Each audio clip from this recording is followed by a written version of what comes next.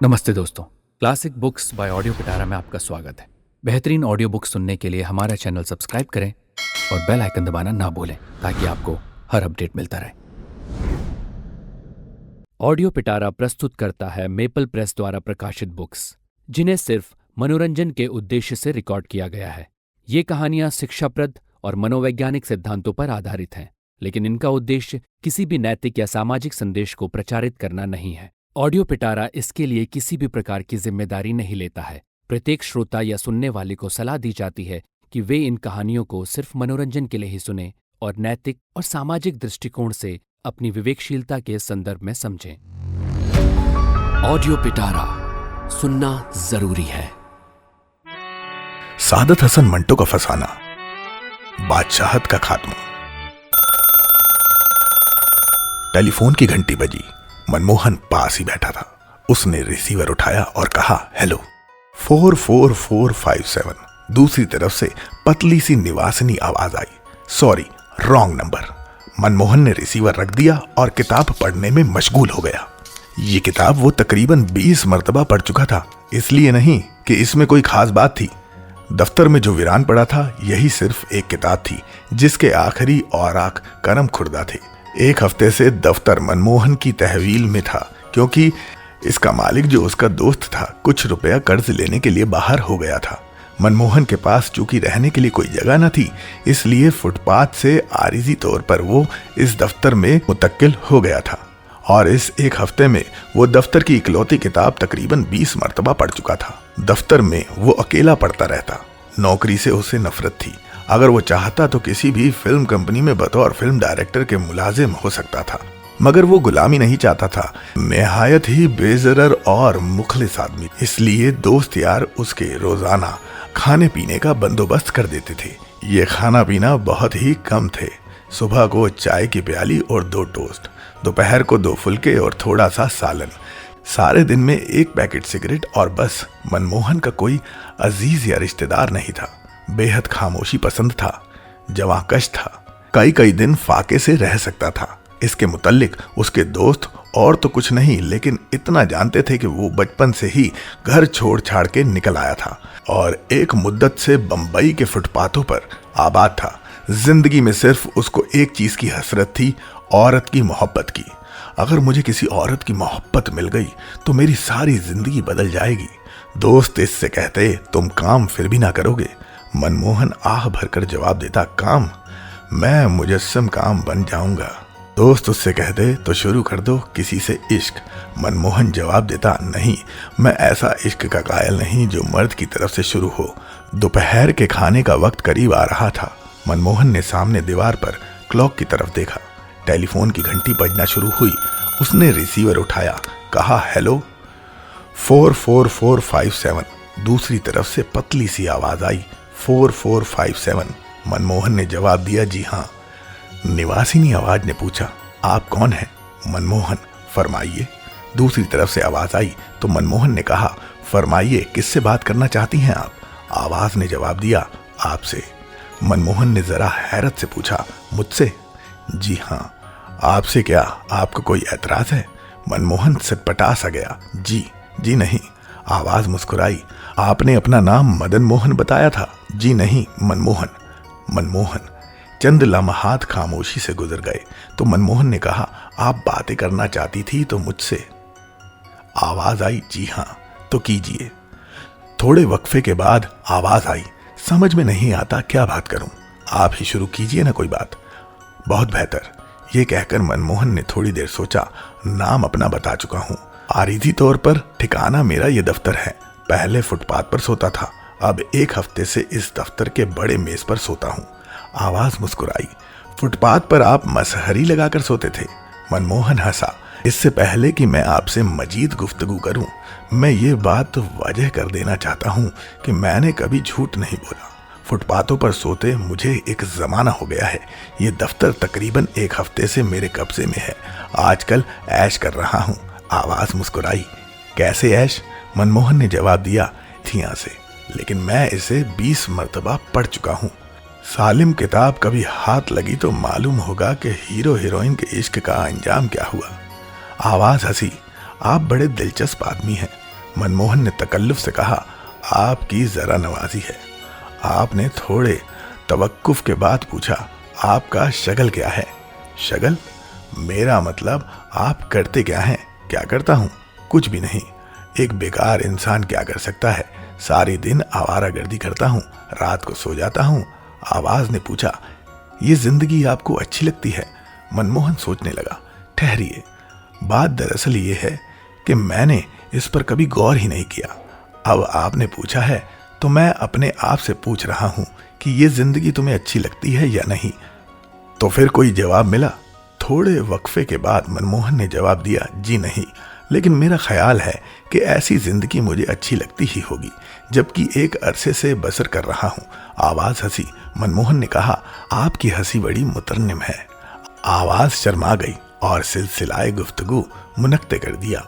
मनमोहन थोड़ी देर रिसीवर हाथ में लिए खड़ा रहा, फिर मुस्कुराकर उसे रख दिया और दफ्तर बंद करके चला गया। दूसरे रोज सुबह 8 बजे, जबकि मनमोहन दफ्तर में बड़े मेज पर सो रहा था, टेलीफोन की घंटी बजना शुरू हुई। जमाइयां लेते हुए उसने रिसीवर उठाया और कहा, हेलो, 44457। दूसरी तरफ से आवाज आई, आदाब अर्ज मनमोहन साहब। आदाब अर्ज सुनते ही मनमोहन एकदम चौंक गया। ओह आप, आदाब अर्ज। तस्लीमात। आवाज आई, आप गालिबन सो रहे थे? जी हाँ, यहाँ आकर मेरी आदत कुछ बिगड़ रही है। वापस फुटपाथ पर गया तो बड़ी मुसीबत हो जाएगी। आवाज मुस्कुराई, क्यों? वहां सुबह 5 बजे से पहले पहले उठना पड़ता है। आवाज हंसी। मनमोहन ने पूछा, कल आपने एकदम टेलीफोन बंद कर दिया? आवाज शर्माई, आपने मेरी हंसी की तारीफ क्यों की थी? मनमोहन ने कहा, लो साहब, ये भी अजीब बात कही आपने। कोई चीज जो खूबसूरत हो तो उसकी तारीफ नहीं करनी चाहिए? बिल्कुल नहीं, ये शर्त आप मुझ पर आयद नहीं कर सकती। मैंने आज तक कोई शर्त अपने ऊपर आयद नहीं होने दी। आप हंसोगी तो मैं जरूर तारीफ करूंगा। मैं टेलीफोन बंद कर दूंगी। बड़े शौक से। आपको मेरी नाराजगी का कोई ख्याल नहीं? मैं सबसे पहले अपने आप को नाराज नहीं करना चाहता। अगर मैं आपकी हंसी की तारीफ ना करूं तो मेरा जोक मुझसे नाराज हो जाएगा। ये जोक मुझे बहुत अजीज है। थोड़ी देर खामोशी रही। इसके बाद दूसरी तरफ से आवाज आई, माफ कीजिए, मैं मुलाजिमा से कुछ बात कर रही थी। आपका जोक आपको बहुत अजीज है? हाँ, तो बताइए, आपको शौक किस चीज का है? क्या मतलब? यानी कोई शगल, कोई काम। मेरा मतलब है आपको आता क्या है? मनमोहन हंसा, कोई काम नहीं आता। फोटोग्राफी का थोड़ा सा शौक है। ये बहुत अच्छा शौक है। इसकी अच्छाई या बुराई का मैंने कभी नहीं सोचा। आवाज ने पूछा, कैमरा तो आपके पास बहुत अच्छा होगा? मनमोहन हंसा, मेरे पास अपना कैमरा नहीं है, दोस्त से मांगकर शौक पूरा कर लेता हूँ। अगर मैंने कभी कुछ कमाया तो एक कैमरा मेरी नजर में है, वो खरीदूंगा। आवाज ने पूछा, कौन सा कैमरा? मनमोहन ने जवाब दिया, एक्सेंटा रेफ्लेक्स कैमरा है, मुझे बहुत पसंद है। थोड़ी देर खामोशी रही। इसके बाद आवाज आई, मैं कुछ सोच रही थी। क्या? आपने ना मेरा नाम पूछा ना टेलीफोन नंबर मांगा। मुझे इसकी जरूरत ही महसूस नहीं हुई। क्यों? नाम आपका कुछ भी हो, फर्क क्या पड़ता है? आपको मेरा नंबर मालूम है, बस ठीक है। आप अगर चाहेंगी तो मैं आपको टेलीफोन करूं, तो नाम और टेलीफोन नंबर बता दीजिए। मैं नहीं बताऊंगी। लो साहब, ये भी खूब रहा। मैं जब आपसे पूछूंगा ही नहीं तो बताने न बताने का सवाल ही नहीं पैदा होता। आवाज मुस्कुराई, आप अजीबोगरीब आदमी हैं। मनमोहन मुस्कुरा दिया, जी हाँ, कुछ ऐसा ही आदमी हूँ। चंद सेकंड खामोशी रही। आप फिर सोचने लगी। जी हाँ, कोई और बात इस वक्त सूझ नहीं रही थी, तो टेलीफोन बंद कर दीजिए। फिर सही। आवाज किसी कदर तीखी हो गई। आप बहुत रूखे आदमी हैं, टेलीफोन बंद कर दीजिए। लीजिए, मैं बंद करती हूँ। मनमोहन ने रिसीवर रख दिया और मुस्कुराने लगा। आधे घंटे बाद जब मनमोहन हाथ धोकर कपड़े पहनकर बाहर निकलने के लिए तैयार हुआ तो टेलीफोन की घंटी बजी। उसने रिसीवर उठाया और कहा, 4457। आवाज आई, मिस्टर मनमोहन? मनमोहन ने जवाब दिया, जी हाँ। इरशाद। आवाज मुस्कुराई, इरशाद की यही कि मेरी नाराजगी दूर हो गई है। मनमोहन ने बड़ी शगुफ्तगी से कहा, मुझे बड़ी खुशी हुई है। नाश्ता करते हुए मुझे ख्याल आया कि आपके साथ बिगाड़नी नहीं चाहिए। हाँ, आपने नाश्ता कर लिया? जी नहीं, बाहर निकलने वाला था कि आपने टेलीफोन किया। ओह, तो आप जाइए। जी नहीं, मुझे कोई जल्दी नहीं है। मेरे पास आज पैसे नहीं हैं, इसलिए मेरा ख्याल है कि आज नाश्ता नहीं होगा। आप ऐसी बातें क्यों करते हैं? मेरा मतलब है आप ऐसी बातें इसलिए करते हैं कि आपको दुख होता है। मनमोहन ने एक लम्हा सोचा। जी नहीं, मेरा अगर कोई दुख दर्द है तो मैं इसका आदी हो चुका हूँ। आवाज ने पूछा। मैं कुछ रुपए आपको भिजवा दूं? मनमोहन ने जवाब दिया। भेज दीजिए, मेरे फाइनेंसरों में एक आपका भी इजाफा हो जाएगा। नहीं नहीं, मैं भेजूंगी, आपकी मर्जी। मैं टेलीफोन बंद करती हूँ, बेहतर। मनमोहन ने रिसीवर रख दिया, मुस्कुराता हुआ दफ्तर से निकल गया। रात को 10 बजे के करीब वापस आया और कपड़े बदलकर मेज पर लेटकर सोचने लगा कि ये कौन है जो उसे फोन करती है। आवाज से सिर्फ इतना पता चलता है कि जवान है। हंसी बहुत ही मुतरन्निम थी। गुफ्तगू से ये साफ जाहिर है कि तालीम याफ्ता भी है। बहुत देर तक वो उसके मुतल्लिक सोचता रहा। इधर क्लॉक ने 11 बजाया, उधर टेलीफोन की घंटी बजी। मनमोहन ने रिसीवर उठाया। हेलो। दूसरी तरफ से आवाज आई। मिस्टर मनमोहन? जी हाँ। मनमोहन? इरशाद। इरशाद ये है कि मैंने आज के दिन कई मर्तबा रिंग किया। आप कहाँ गायब थे? साहब बेकार हूँ, लेकिन फिर भी काम पर जाता हूँ। किस काम पर? आवारागर्दी। वापस कब आए? 10 बजे। आप क्या कर रहे थे? मेज पर लेटकर आपकी आवाज से आपकी तस्वीर बना रहा था। बनी? जी नहीं, बनाने की कोशिश ना कीजिए, मैं बड़ी बदसूरत हूँ। माफ कीजिए, अगर आप वाकई बदसूरत हैं तो टेलीफोन बंद कर दीजिए। बदसूरती से मुझे नफरत है। आवाज मुस्कुराई। ऐसा है तो चलिए, मैं खूबसूरत हूँ। मैं आपके दिल में नफरत नहीं पैदा करना चाहती। थोड़ी देर खामोशी रही। मनमोहन ने पूछा। कुछ सोचने लगी? आवाज चौंकी। जी नहीं, मैं आपसे पूछने वाली थी कि सोच लीजिए अच्छी तरह। आवाज हंस पड़ी। आपको गाना सुनाऊं? जरूर, ठहरिए। गला साफ करने की आवाज आई। फिर गालिब की ये गजल शुरू हुई। नुक्ता ची है गमे दिल, सहगल की नई धुन थी। आवाज में दर्द और खुलूस था। जब गजल खत्म हुई तो मनमोहन ने दाद दी। बहुत खूब, जिंदा रहो। आवाज शर्मा गई। शुक्रिया, और टेलीफोन बंद कर दिया। दफ्तर के मेज पर मनमोहन के दिलो दिमाग में सारी रात गालिब की गजल गूंजती रही। सुबह जल्दी उठा और टेलीफोन का इंतजार करने लगा। तकरीबन 2.5 घंटे कुर्सी पर बैठा रहा, मगर टेलीफोन की घंटी ना बजी। जब मायूस हो गया तो एक अजीब सी तलखी उसने अपने हलक में महसूस की। उठकर टहलने लगा। इसके बाद मेज पर लेट गया और कुड़ने लगा। वही किताब जिसको वो कई मर्तबा पढ़ चुका था, उठाई और वर्क गर्दानी शुरू कर दी। यूं ही लेटे लेटे शाम हो गई। तकरीबन 7 बजे टेलीफोन की घंटी बजी। मनमोहन ने रिसीवर उठाया और तेजी से पूछा, कौन है? वही आवाज आई, मैं। मनमोहन का लहजा तेज रहा। इतनी देर तुम कहाँ थी? आवाज लर्जी। क्यों? मैं सुबह से यहाँ झक मार रहा हूँ। न नाश्ता किया है, न दोपहर का खाना खाया है। हालांकि मेरे पास पैसे मौजूद थे। आवाज आई, मेरी जब मर्जी होगी टेलीफोन करूंगी। आप? मनमोहन ने बात काट कर कहा, देखो जी, ये सिलसिला बंद करो। टेलीफोन करना है तो वक्त मुकर्रर करो। मुझसे इंतजार बर्दाश्त नहीं होता। आवाज मुस्कुराई। आज की माफी चाहती हूँ। कल से बकायदा सुबह और शाम फोन आया करेगा आपको। ये ठीक है। आवाज हंसी। मुझे मालूम नहीं था आप इस कदर बिगड़े दिल हैं। मनमोहन मुस्कुराया। माफ करना, इंतजार से मुझे बहुत कोफत होती है, और जब मुझे किसी बात से कोफत होती है तो अपने आप को सजा देना शुरू कर देता हूँ। वो कैसे? सुबह तुम्हारा टेलीफोन ना आया। चाहिए तो ये था कि मैं चला जाता, लेकिन बैठा दिन भर अंदर ही अंदर कुड़ता रहा। बचपना है साफ। आवाज हमदर्दी में डूब गई। काश मुझसे ये गलती ना होती। मैंने कसदन सुबह टेलीफोन ना किया। क्यों? ये मालूम करने के लिए आप इंतजार करोगे या नहीं? मनमोहन हंसा। बहुत शरारती हो तुम। अच्छा, अब टेलीफोन बंद करो, मैं खाना खाने जा रहा हूँ। बेहतर। कब तक लौट आइएगा? आधे घंटे तक। मनमोहन आधे घंटे बाद खाना खाकर लौटा तो उसने फोन किया। देर तक दोनों बात करते रहे। इसके बाद उसने गालिब की एक गजल सुनाई। मनमोहन ने दिल से दाद दी। फिर टेलीफोन का सिलसिला मुनक्ते हो गया। अब हर रोज सुबह और शाम मनमोहन को उसका टेलीफोन आता। घंटी की आवाज सुनते ही वो टेलीफोन की तरफ लपकता। घंटों बातें जारी रहती, लेकिन इस दौरान मनमोहन ने ना उससे टेलीफोन का नंबर पूछा, ना उसका नाम।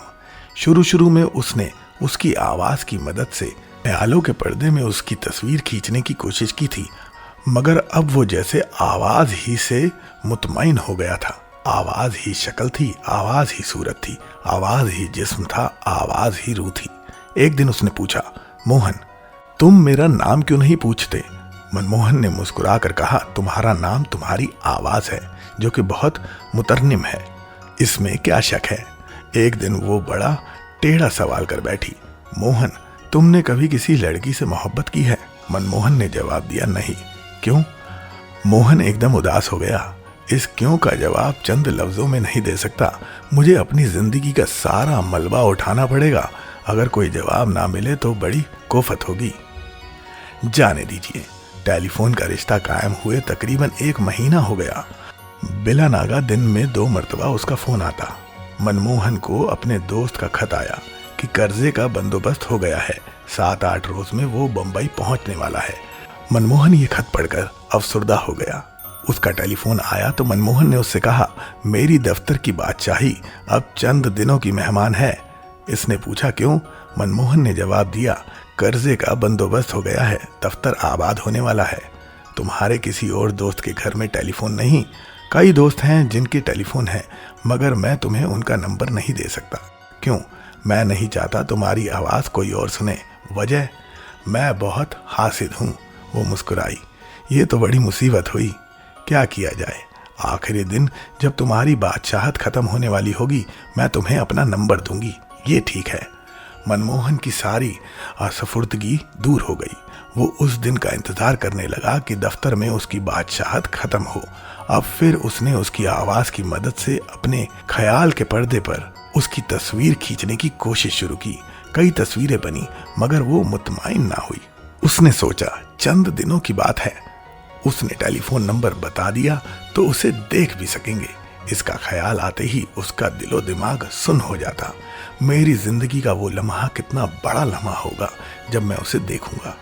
दूसरे रोज जब उसका टेलीफोन आया तो मनमोहन ने उससे कहा, तुम्हें देखने का इश्तियाक पैदा हो गया है। क्यों? तुमने कहा था कि आखिरी दिन जब यहाँ मेरी बादशाहत खत्म होने वाली होगी तो तुम मुझे अपना नंबर बता दोगी, कहा था।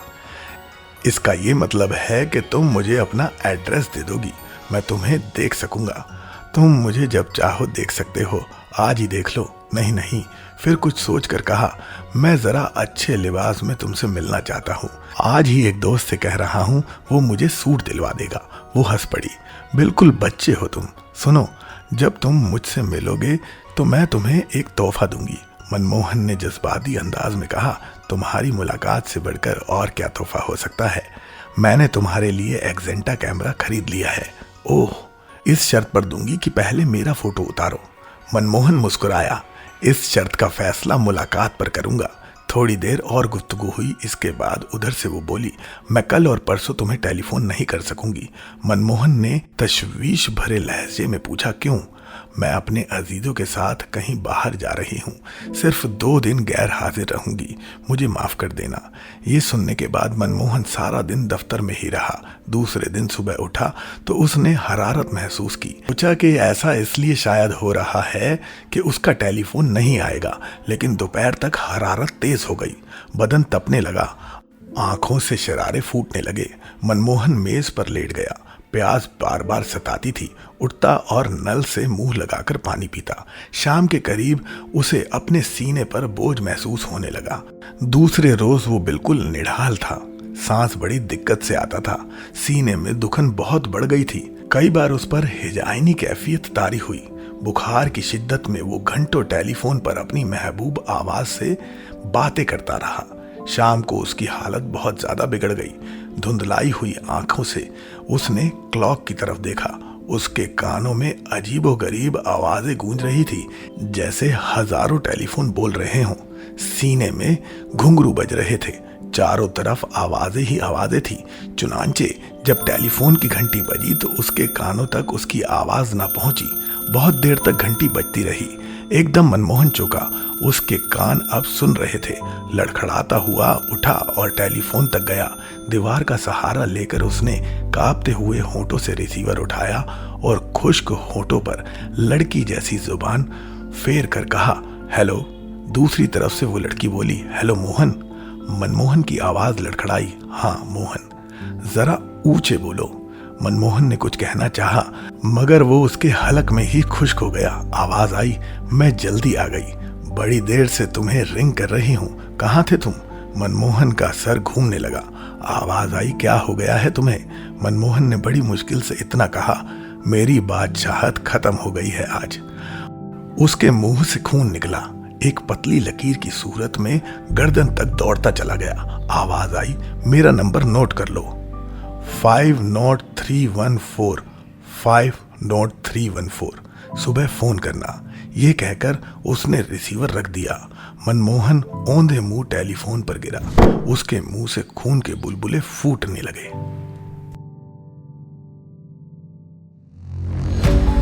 ऑडियो पिटारा सुनना जरूरी है।